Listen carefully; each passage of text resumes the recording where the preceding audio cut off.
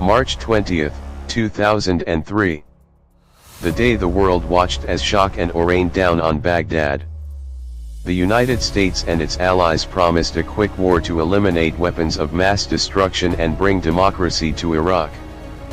But what followed wasn't a quick victory. It was a decade of chaos, over 300,000 deaths, and the rise of ISIS.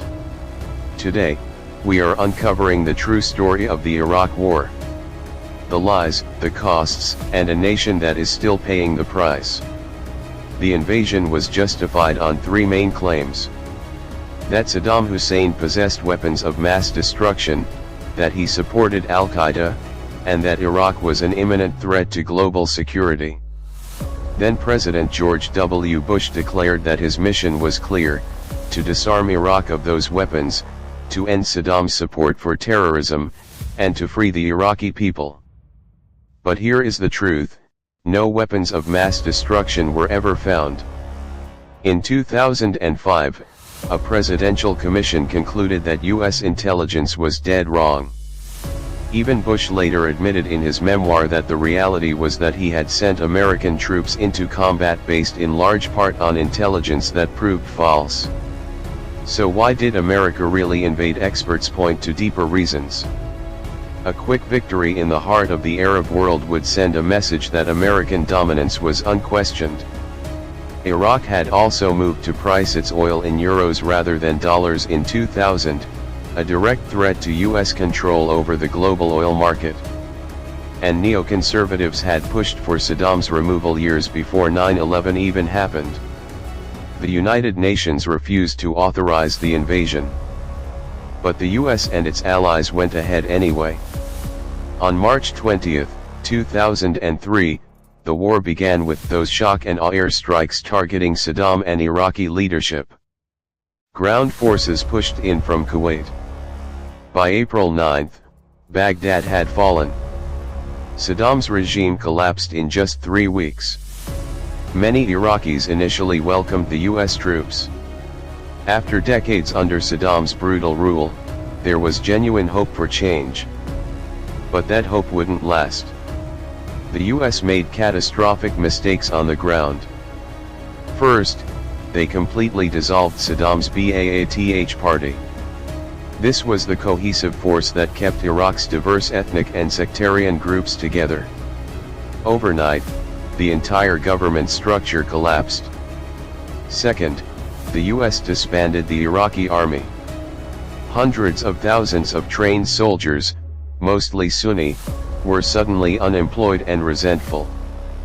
Third, the new government was dominated by Shia leaders who had been exiled under Saddam.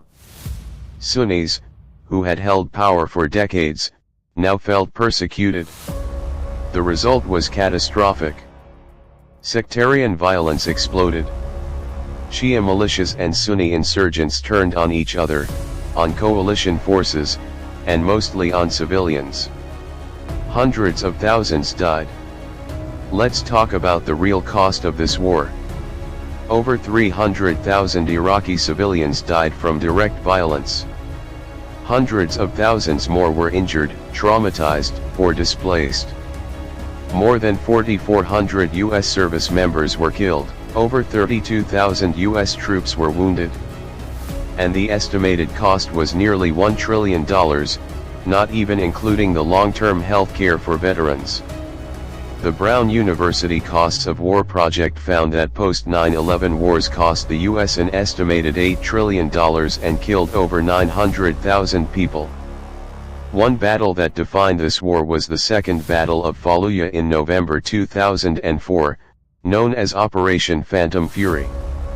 It was the most intense urban combat the U.S. had fought since Vietnam.